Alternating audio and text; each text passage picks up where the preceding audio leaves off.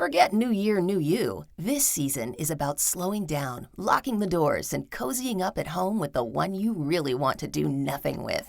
Your dog. After the holiday chaos, those quiet nights with a blanket, a podcast, and your pup feel like the reset you actually need. Ollie helps make those moments easier with fresh protein-packed meals made from real human-grade ingredients, so your dog can enjoy some quality comfort food too. Choose from 5 recipes and get a personalized plan for your dog's needs. Meals arrive perfectly proportioned with a scoop and storage container, so serving is fast and mess-free. And with Ollie's in-app on-demand health screenings, supporting your dog is easy, ensuring more cuddles for many years to come. Visit ollie.com/truecrime and use code TRUECRIME for 60% off your first box. It didn't feel real. It felt like it was, crazy. And the whole dynamic of the courtroom, where the prosecutor was able to speak freely, my lawyer was able to speak freely, the judge said everybody was allowed to speak freely except for me. In January 1991, 17-year-old Jeff Deskovic was standing in court next to his attorney, facing a judge, after having been convicted of a horrible crime he knew he didn't commit. When it was finally his turn to speak, after a trial in which his attorney wouldn't listen to his suggestions, in which the prosecutor told the jury he did unthinkable things to a fellow classmate, and in which he had to listen as police officers recounted a confession he felt he had been forced to give, he addressed the court. "I didn't do anything," he said. "I've already had a year of my life taken from me for something I didn't do, and I'm about to lose more time and I didn't do anything." But it seemed no one was listening. On November 17th, 1989, one of Jeff's high school classmates went missing. Her body was found 2 days later in a wooded area. She had been raped, strangled, and beaten. 2 months later, in January 1990, Jeff was arrested and charged with murder. And despite there having been no physical evidence or eyewitness testimony to connect him to the crime, he was ultimately convicted. I couldn't believe my own ears. I mean, the first 3 charges that they read off, I was found not guilty of, and my mother, started cheering in the court like you might at some kind of a sporting event. And then all of a sudden I heard, guilty, guilty, and I couldn't believe my own ears. And I remember just feeling really frightened and not knowing what was gonna happen next. At his sentencing, the judge called the case a classic tragedy and said that 2 young people's lives were now destroyed. He said he had observed Jeff more closely than any other defendant and said that he recognized the support he was getting from his family. He then acknowledged that maybe Jeff was innocent, but that the jury had spoken and the court could neither quarrel or disagree with the verdict.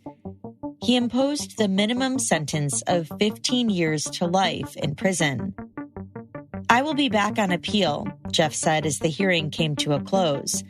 "Justice will yet be served. I will be set free." This is Jillian, and you are listening to Court Junkie, episode 123.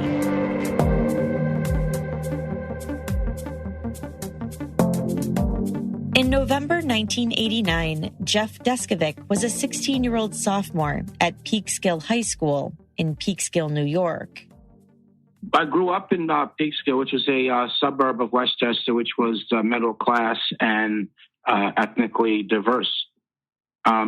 I would say in my high school years, I kind of lived a double life in the sense that after school in the apartment complex that I grew up at and in the surrounding neighborhoods, I was pretty popular. There was a lot of kids there, and pretty much whatever I said would be what we would do, whether that was swimming or kickball or Monopoly or ride a bike or basketball, etc.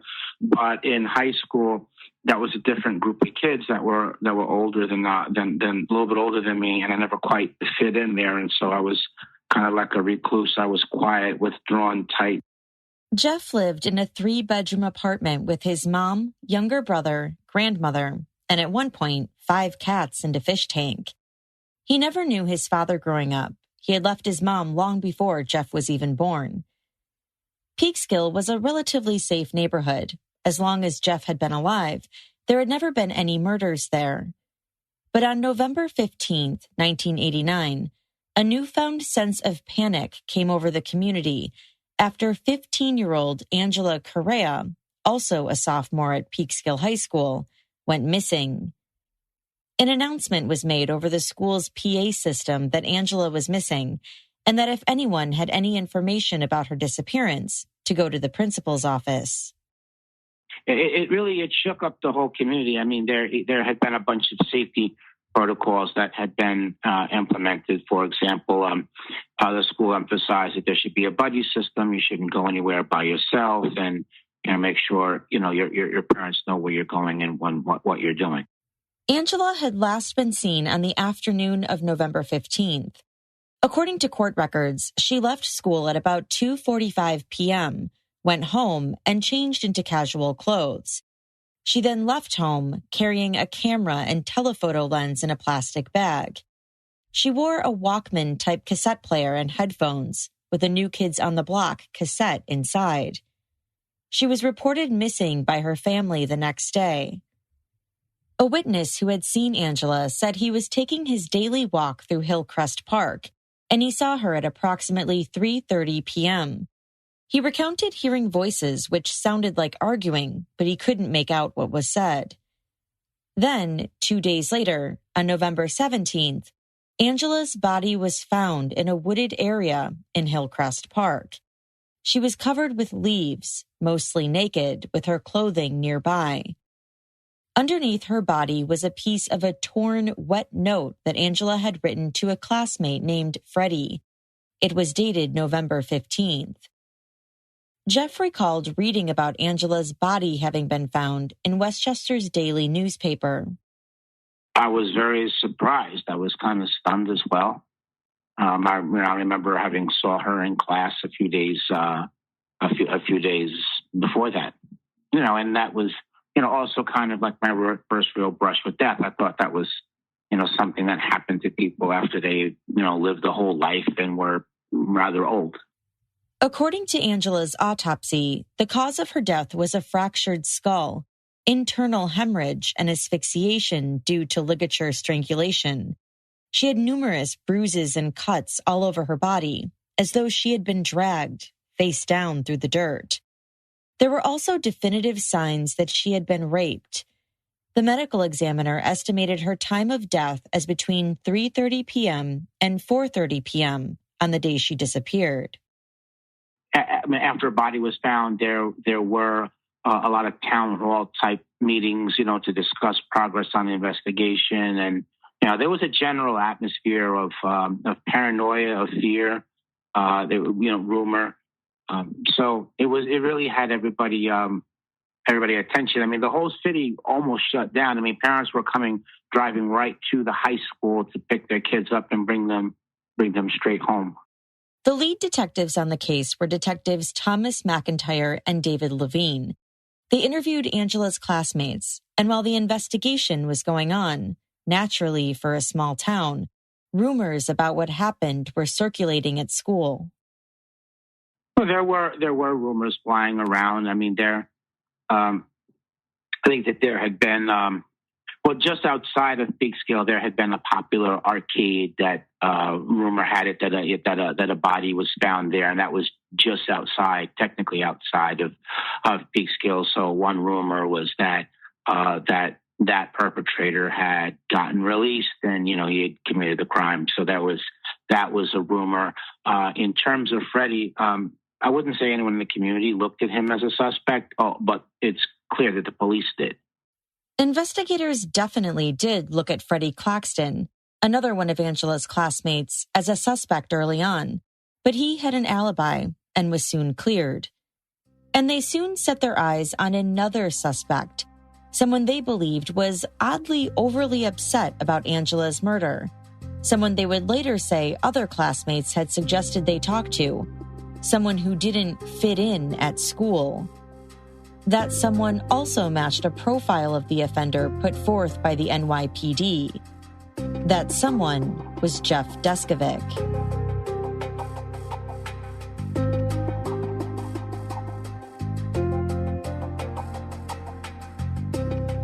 On December 12th, 1989, Jeff was on his way to school when he was intercepted by the plainclothes detectives. I lived across the street from the high school. The high school was just up on it, a little bit on a hill. You could actually see it. So there was only like 2 different routes to get to the high school from where I lived, and it wasn't hard to figure out which route I would take. So the police were waiting for me halfway up the hill, and they stepped out of the car when they saw me, and they were in plain clothes, and they called my name. And I was leery of talking to them because that was another one of the safety protocols. Don't talk to strangers, don't get in a car with anyone that you don't know. So at some point, they convinced me that they actually were police officers. It was the fact that they had a radio inside the car. I still wasn't convinced even when they showed me their ID. And they told me that they wanted me to help them out in the case. And I told them that I didn't know anything about it, so I didn't see how I could be helpful. But they told me they wanted me to come to the police station anyway to be helpful. So, at some point they prevailed upon me, and I went. At first, the interview started out cordially, much like a potential witness interview. But then it would switch, and Jeff was made very aware that they were now looking at him as a possible suspect. He said they played that good cop, bad cop routine you hear about in the movies and on TV shows, where one cop acts like he's your friend and savior, while the other is aggressive and even mean. But they also employed another tactic, one which really seemed to resonate with Jeff. They made it seem as though they wanted his help in solving the crime. They would say things like, the kids won't talk freely around us, but they will around you. Let us know if you hear any rumors. Stop in from time to time. They would ask me opinion questions and congratulate me that my opinions were correct. They made me feel important. They made me feel I was in the center of attention. Before I was a teenager, I wanted to be a cop. So this early unexpected opportunity to do this quasi-police work was how, along with my age, being 16, they were able to rope me in. And secondly, just the fact that my father was never involved in my life. That was a factor that intersected with the good cop, bad cop technique, where one officer was pretending to be my friend, whereas the other one was aggressive. And I began to look up to the officer who was pretending to be my friend as a father figure. Jeff met with the detectives multiple times over the next several weeks, even over his mother's objections, who, perhaps with her age and wisdom, realized that her son was a suspect, that he was only 16. Something Jeff knew, but didn't seem to really grasp the implications of. I knew that my mother did not want me to talk to them, so I told my mother about the first time I interacted with the police, and she brought me to see a lawyer, and the lawyer told me don't speak with the police, and that my mother didn't want me to speak to them either, but I didn't really understand why not. On top of that, I was 16 years old, and that's the typical age where kids are looking for their own autonomy, and there's a rebellion against authority. And of course, we all know better, and our parents are stupid. And, I kind of shared that thought at the time. So that was part of it. And, and then as a result of that, at times things were combative with my mother, just in general. And that all of that contributed to my not sharing with my mother or my brother or anybody really what was going on between the police and I. Jeff visited the crime scene a couple times and would go to the detectives with any rumors he heard at school. They would periodically ask him to take a polygraph test, which he initially declined. Eventually, they got me to agree to the test by telling me that there was some new information that had come in and they wanted to share that with me, and that would allow me to be even more helpful to them. But I would have to take and pass the polygraph first. And then they also told me that if I took and passed the polygraph, that they would stop talking to me like if I was a suspect. Because again, half the conversation was they'd talk to me as if I was a suspect. And then when they would push too hard and I would become frightened, that's when they would switch it up. And Jeff as the junior detective helper theme was what would be rolled out. And so they kept me off balance that way. But they said that if I passed that polygraph, they could cease that part of the interactive dynamic. On January 25th, 1990, at about 9:30 a.m., Jeff went to the police station, where he had been meeting with detectives for weeks now, to take the polygraph test. But instead of administering the test there, like he had heard they had done with other suspects in the case, they drove him 40 minutes away, across county lines, to Brewster, New York. Jeff was by himself. He hadn't told his mom or brother that he was coming, and he hadn't thought to have an attorney accompany him. And now he had no idea where he even was, and no ride to get home if he decided he wanted to leave. Jeff was given a polygraph, and they continued questioning him. And then they put me in a small room, and the polygraphist gave me countless cups of coffee in order to get me, it seems clear that he did that in order to get me nervous.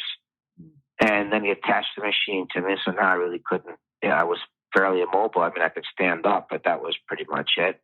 And then he did his third-degree tactic. So he invaded my personal space. He raised his voice at me. He kept asking me the same questions over and over again. You know, as each hour passed, my fear increased in proportion to the time. You know, at one point he said to me at the end, he said, you know, what do you mean you didn't do it? You just told me through the polygraph test result that you did. We just want you to verbally confirm it. And that really shot my fear through the roof. And at that point, the officer who had been pretending to be my friend, he came in the room and he told me that the other officers were going to harm me, but that he had been holding them off but could not do so any longer, that I had to help myself. Then he added if I did as they wanted, they'd stop what they're doing and I could go home afterwards and I was not going to be arrested. So being young, naive, frightened, 16 years old, not thinking about the long term, I was instead just concerned with my safety at the moment. Plus, I mean, I was in fear of my life. The fact that I didn't know where I was, that nobody else knew where I was, either it loomed very large in my mind, and there was that push-pull dynamic of, on one hand, the possibility of harm had been thrown in the air, and on the other, you know, you had thrown me this false life preserver, so I took the out which they offered, and I made up a story based upon the information which they had given me in the course of the interrogation that day and in the 6 weeks run up to it, as well as items from the newspaper. By the time the interrogation was finished, I had collapsed on the floor into a fetal position and was crying uncontrollably. The confession was not recorded on audio or video, nor was it written down. Afterwards, they drove him back to the police headquarters in Peekskill, but what he didn't know was that he wasn't free to go home. I was eating pizza that they had given me, and I still didn't realize what was going on. And I was interrupted periodically by different officers carrying out various aspects of the processing. And so finally, they did the fingerprints and printing, which resulted in my having ink on my fingers. And I remember being angry about that. And I looked for the detectives, and I saw one of them who had been the bad cop, and I asked him, why is he doing that? I've got ink on my fingers. Now I'm trying to eat pizza. And the officers, the detective said, he has a right to do that. And I said, what do you mean he has a right to do that? I was told that I wasn't going to be arrested. And he said, oh, you are being charged with the crime. Jeff said he was angry and felt that he had been lied to by the nice cop, the one he had been starting to look at as almost a father figure. Beyond that, he was afraid and didn't know what to think. They called his mom and she came to the station and spoke to him from behind glass. He said he had no idea what was going to happen to him next. He never could have expected that what was happening to him would happen. Never. I thought it was a waste of time, and I thought it was kind of crazy that they were even talking to me that way because, I knew I was innocent. So I never thought about the idea that I could be arrested for something I didn't do.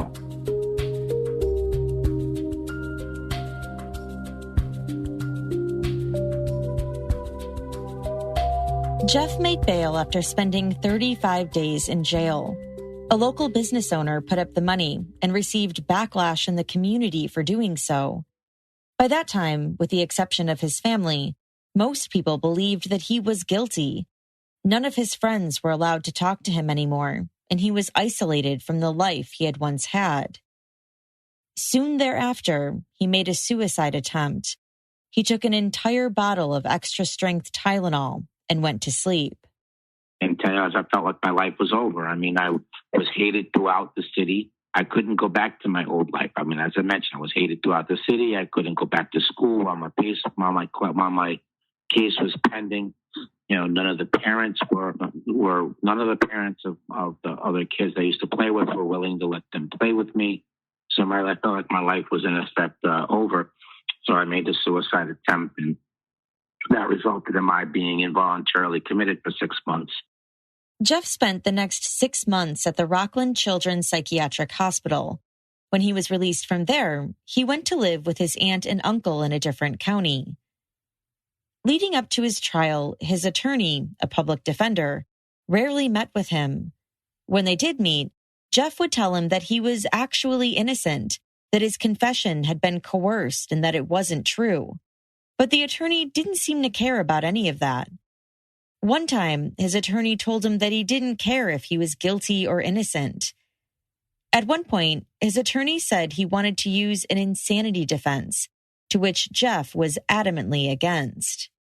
I told him, no, I'm innocent. I didn't do this. An insanity defense gives a reason why you did commit the crime, and I didn't commit the crime.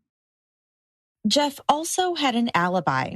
He had been playing wiffle ball with a friend of his at the time of the murder, but his attorney never interviewed that friend. As for the alleged confession, Jeff had told his attorney that he wanted to testify about how that happened during a pretrial hearing. He knew that it had been coerced and that it was false. But his attorney wouldn't let him, saying that if he planned on testifying at trial, he didn't want him testifying prior to that. He gave the reason that no one ever tells the same story in the same way, and if there were any differences in his testimonies, the prosecutor could use that against him.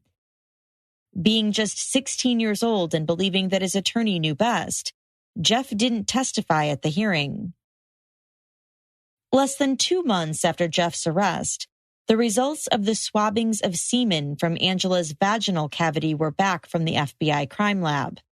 Jeff was excluded as the source. There were also 3 different head hairs found on Angela's body that were also not a match to Jeff. But still, Jeff went to trial in November 1990. I was mostly dreading it because I knew that this coerced confession was going to come up. And it had me pretty despondent and pretty depressed, and I kind of realized what had happened, and I thought that I was going to be, I thought I was going to lose the case, and that's what had me depressed and ultimately making a suicide attempt. But in time, through statements from my immediate and extended family, that expressed trust and confidence in the system, and they felt that everything was going to come out okay. So at some point, I began to believe that I was going to be acquitted at the trial. I was going to be found not guilty. In his opening statements, the prosecutor told the jury that this case did have some twists and wrinkles. He acknowledged that the semen found in Angela had not come from Jeff, but he wrote it off as either coming from an accomplice or from a consensual sexual encounter he said Angela must have had prior to her death with Freddie, although prosecutors never compared it to Freddie's DNA or made any efforts to compare it with anyone else. And as for the head hairs, the prosecutor told the jury that they were from the medical examiner or the medical examiner's assistant, although prosecutors didn't seek hair samples from them to corroborate that theory either. But Jeff did match their offender profile they had obtained from the NYPD, that the killer was a white or Hispanic male, less than 25 years old, and probably less than 19 years old, who was shorter than 5'10". According to the profile, the offender knew Angela and was a loner who was unsure about women. And Jeff had confessed, even though there was no record of it. The prosecutor told the jury that during detectives' interviews with Jeff, he knew things about the murder that only the killer could know. Among them, the details of the crime scene and the existence of the note to Freddie. Jeff said he had only been repeating back what detectives had first told him and what he had read in the newspaper. As for Jeff's defense, well, there really wasn't much of one. His attorney didn't try to confirm his alibi, didn't talk to the jury about how Jeff may have been vulnerable to a coerced confession, and he didn't harp on the fact that the scientific evidence actually excluded him. He made no efforts to question Freddie or to get Freddie's DNA himself to see if the semen found on Angela really was from a consensual sexual encounter prior to her death, or if it perhaps came from someone else, like the real killer. He was also all over the place with his explanations of the evidence to the jury.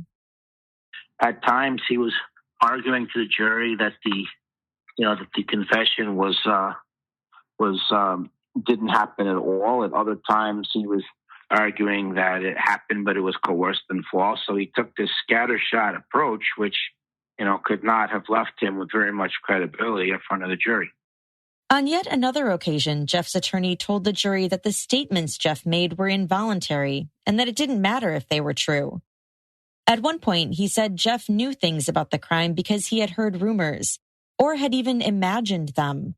While at another point, he said Jeff may have actually witnessed the crime and gained his knowledge that way.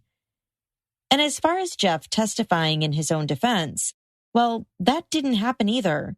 His attorney strongly advised him not to. The only thing I had was just to trust him, and he was saying that to me, and his argument was, well, you didn't listen to adults before, not to speak to the police and look at the trouble you got into. You don't want to make that same kind of mistake now. Look, kid, I'm the lawyer. You're not. Just sit back and let me do the job. Let me do my job. Just before closing arguments began, prosecutors announced that 4 of their exhibits, which included some of the clothes Angela had been wearing, had been lost during Thanksgiving break. The defense moved for a mistrial, but it was denied. The significance of this was that during Jeff's confession, he had said he ripped off Angela's bra during the attack.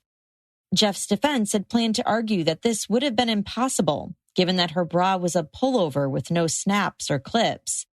But without the physical exhibit, they decided to forego that argument. During their deliberations, the jury asked to view the bra, but the court told them that it could not comply with their request. Jeff was shocked when the guilty verdict was read, and after he was escorted from the courtroom after sentencing to start his life in prison. Because he had been tried as an adult, he was sent to a men's maximum security prison. He was just 17 years old.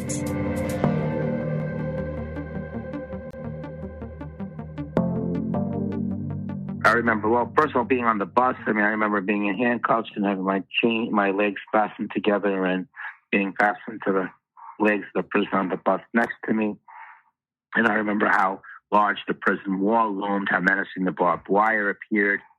And I remember as I walked down the cell gallery, I saw a lot of prisoners there whose arms were as big as my legs. So I remember that. And I remember being really frightened, and, just the idea of, being in prison where the guards were in control rather than civilians, because I had been housed in the forensic unit, the mental health ward of the county jail, so where the civilians were in charge. So the idea of being in a place where the guards were in control was a frightening concept for me as well. And half the time that I was there, I couldn't even believe that I was there because it seemed like so many different things had to happen and go wrong in order to culminate into that result. And the odds of any one of them happening that way, just seemed kind of remote, much less all of them that happened in the aggregate. So I was in that state of disbelief a lot. But at other times, I had to fight off feelings of hopelessness, helplessness, thoughts of giving up, suicidal ideation. I had to fight all of those things. Off. Jeff was among the youngest inmates in the prison. And to make matters worse, he had been convicted of not only a murder, but a sex offense as well. And, then I was there not just for a murder, but for a sex offense. And there's a vigilante mentality where people have been convicted of sex offenses. So, I always had in the back of my mind, I lived in fear that, people would discover what I had been incarcerated for. And that would serve as motivation on their part to assault me. Because there's a vigilante mentality towards people who have been convicted of sex offenses. Jeff eventually learned to adapt and stayed busy as the years went by. He got his GED, learned to type, completed his associate's degree as well as a year towards his bachelor's degree before funding was cut. He participated in programs like computer repair, general business, plumbing, and painting. He worked as a teacher's aide in the prison for about a year and a half. He was trying to prepare for what he would do if and when he was released. He also played a lot of sports: basketball, ping pong, and chess. I engaged in this elaborate delusion when I was playing, like if I was a professional player, and so were the other people, and people on the sidelines waiting for next game, that those were the fans. And one recreational area was like for like a home game, another area was like for an away game. But it was not really like kids fantasizing about playing professional, sports as kids. I mean, this was more of a defense mechanism where, I needed to leave the prison for a couple of hours just mentally. He would pretend that instead of going to his prison assignment in the morning or afternoon, he was going to work or school. It wasn't the warden at the prison, but the superintendent at school. He would cut out pictures of nature scenes and hang them on his cell walls, so he would wake up seeing them and could travel there mentally. In terms of friendships, one person he bonded with was a man named Frank Sterling. They had strikingly similar cases and would get together and brainstorm about how they could each prove their innocence. He kept his mind occupied and tried to avoid the riffraff and not get caught up in prison politics. He read 3 to 4 nonfiction books a week at one point, and after he went through the entire prison library, one of the guards would bring him books from the outside to read. And he went to the law library a lot. He was determined to try and overturn his conviction and regain his freedom. He would look up cases and send ideas to different attorneys. After his experience with his trial attorney, he knew he didn't trust an attorney to work on the case by themselves. He knew he had to have a big part in it now. After his appeals were exhausted, he wrote a letter that was eventually forwarded to an investigator who wrote him back right away. When he told her how the DNA in his case had excluded him, she was convinced of his innocence. She worked with him for the next year, searching for attorneys who would take his case pro bono. She suggested he reach out to the Innocence Project again. He had reached out years earlier with no response. But this time, with the help of the investigator, he did get a response, and they decided to take on his case. It was the year 2006. By this time, Janine Pirot had left the DA's office. As DA, Pirot had fought against Jeff's multiple requests to have the DNA from Angela's body put into CODIS, an ever-growing databank, to see if there were any hits. Now there was a new DA, Janet DeFiore, and she promptly met with Barry Scheck from the Innocence Project and agreed to the testing. While they were awaiting the results, one day Nina Morrison, Jeff's other attorney at the Innocence Project, came to see him. He had been in prison now for 16 years. I had been transferred to Sing Sing prison. I had been transferred there. I'd been in the prison for about 27 days there, and she came up to see me, and she told me that the items had been tested. I said, "What are you talking about? They're not supposed to be tested for another month." And she said, "Yeah, no, the DA got the lab to test the items quicker." And then she said the results matched somebody else that you're going home tomorrow. The crime lab reported that the unknown DNA profile had made a match. It matched the DNA profile of Stephen Cunningham, who was serving a life sentence for a murder in Westchester County that took place only a few years after Angela was found dead. Cunningham ended up confessing and ultimately pleaded guilty to Angela's murder. On November 2nd, 2006, the Westchester DA told the court that they were moving to dismiss the indictment because Jeff is actually innocent. The prosecutor added, quote, "The most sincere apologies we can muster on behalf of the Westchester County District Attorney's Office and the Peekskill Police." When Jeff initially got the news, he couldn't believe it was happening. Every time an appeal had been filed, he had gotten his hopes up, so he was still skeptical. For the next 3.5 hours, I just sat there in kind of like a mental paralysis. And, she literally held my hand, and, all these different random thoughts were coming to my head. And I was talking to her about all these different thoughts, and really one thing had nothing to do with the other. And she was just sitting there. And every now and then she would break in and say, "Are you ready to talk about tomorrow?" And I said, "No." And, then I would ramble some more. And eventually what made it real was that she said, "Look, it's almost time for the visit to be over. There's a ton of work that has to be done between now and tomorrow, including getting the media ready. And I have to take your size, your shoe size, and your clothing sizes. Items have to be purchased for you." And, that made it more real. But then a different thought, a different fear came in my mind, which was, I thought that something was going to happen between that day and the next. That was, and the DA was going to change her mind, and they would do what they always did, which was, fight against me and win. But that didn't happen. Jeff was finally released from prison after serving 16 years for a crime that he didn't commit. But his homecoming wouldn't be easy.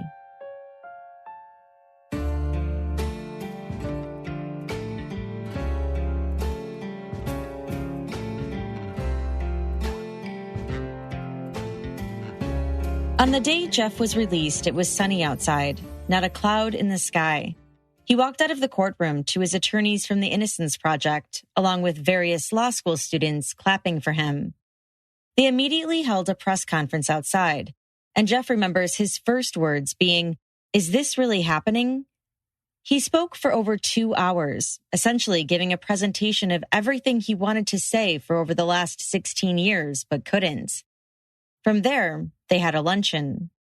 I remember my first meal was mussels with diavolo sauce and side of baked ziti and Neapolitan ice cream. And I remember when I took a bite of the ice cream, one of the members of the media that was there took a picture of that. And so in that moment, I kind of sort of had a feeling like what it might be like if you were, if I was famous and some paparazzi took a picture of me at a restaurant. From there, he went to his aunt's house. By then, his mom had long since moved away from Peekskill. As they were sitting around the table, drinking coffee and talking about everything, he said he remembers feeling out of place, like he couldn't properly communicate. And I'd like to say I had this great party that lasted to the crack of dawn, but the truth was that I had long since lost touch with everybody. I mean, they all had essentially turned on me at the time I was arrested, and, except for the couple of people I mentioned before, but, they weren't allowed to play with me either. So it was, I couldn't relate. I mean, it was very hard for me to communicate. I knew that all these different thoughts and feelings I had, there was nothing in the background, the people around me to help them understand it. And I remember just feeling out of place. The culture was different. Technology was different. Nothing looked the same anymore. He felt like he didn't belong on the outside. He knew he didn't belong on the inside either because he didn't do anything, but it was hard for him to shake the feeling. He also had to learn how to do things he had never done before, get a license, balance a checkbook, pay bills. And there was a slew of psychological effects he had to deal with too. In fact, at one point, he almost ended up in a homeless shelter, but Mercy College gave him a scholarship to finish his bachelor's degree, and that allowed him to live on campus. He completed his bachelor's degree, went on to get his master's degree, and then his law degree. 5 years after his release, Jeff finally received compensation from New York State, Westchester County, and Peekskill, as well as from a civil rights lawsuit he filed against Putnam County. From the day he was released, Jeff has become an advocate for those facing wrongful convictions, just like he did. He decided to trade privacy for awareness and started doing television and print interviews. He's met with elected officials to talk about wrongful conviction measures, and he used some of his compensation money to start the Jeffrey Deskovic Foundation for Justice. They have since been able to get 7 people home in 7 years, passed 3 laws, and they currently have 12 active cases. He's also part of a coalition group called It Could Happen to You, and he sits on a global advisory council of Restorative Justice International, where he advises them on wrongful conviction issues. And maybe most surprisingly, he gives presentations in front of police cadets and judges. That's still surreal to me. Every time, the fact that I would be welcomed into police academies and speak in front of cadets and give my case as an example, give my story as an example of what can go wrong if they don't do their job correctly. And then, towards the end, I do talk about best practices that they can implement on their own to avoid arresting the wrong person. And so I find that to be very healing and cathartic. And I have this tradition that I take a picture with the class at the end. And, I share that with other people and other presentations when promoting the theme that, fighting wrongful conviction is about fighting for justice. And it's not against the police or the prosecutors. It's against the rogue police that break the rules. It's against prosecutors who go outside the bounds of what's proper. Yeah, but it's not anti-cop. It's not anti-prosecutor per se. And I point out that every time the wrong person is wrongfully convicted, that the actual perpetrator is free to strike again. And so I try to position the issue that way, and then as a nonpartisan type of thing as well. And I'm accepted into those quarters with those police cadets, and I've done a lot of presentations, maybe like 5 in front of various gatherings of judges, and whether they asked me to present about one wrongful conviction topic or another. And I've been in front of some groups of prosecutors, and I've done training sessions in front of lawyers, and that's all in addition to making the rounds at, colleges, universities, law schools, even high schools, community organizations, and even some international work. Jeff has now been home for 14 years. 4 years ago, he was invited to attend his high school reunion, even though he was never able to graduate with his class. Much to his surprise, his former classmates welcomed him with open arms. And remember that friend that Jeff made while in prison? Frank Sterling was released and completely exonerated as well in 2010. Unfortunately, he would pass away from a heart attack in 2017. He spent nearly 20 years of his life in prison for a crime he didn't commit. And that's all for this episode. As always, I'd love to hear your thoughts on this case. Let me know by joining the conversation on Instagram @CourtJunkie, by tweeting me @CourtJunkiePod, or by emailing me at podcast@courtjunkie.com. A very special thank you to Jeff Deskovic for sharing his story with us. To read more about his case and what he's up to today, visit jeffreydeskovic.com. I'll also include a link to that in the show notes. I'll be releasing a little bonus episode about Jeff's friend Frank Sterling, who I mentioned was also exonerated, on Patreon for my $10 supporters. If you haven't checked it out yet, I have quite a few tiers on Patreon if you're looking for ways to support the podcast. At the $3 a month level, you get access to regular Court Junkie episodes without all the ads. At $6 a month, you get that plus a monthly bonus episode. And for $10 a month, you get all that plus Court Junkie stickers, a button, and any additional case updates and bonus content, such as the one I'm going to be releasing about Frank Sterling. So to check that out, go to courtjunkie.com/support, which will then redirect you to my Patreon page. But I also want to add that these are some really hard times we're living in, and I don't want anyone to feel pressured to donate. There are tons of other ways to support your favorite podcasts that are immensely helpful, like telling other people about them, leaving positive reviews, and just continuing to listen. All of those things help in more ways than you know. Anyway, that's all for today. Thanks for listening. Until next time.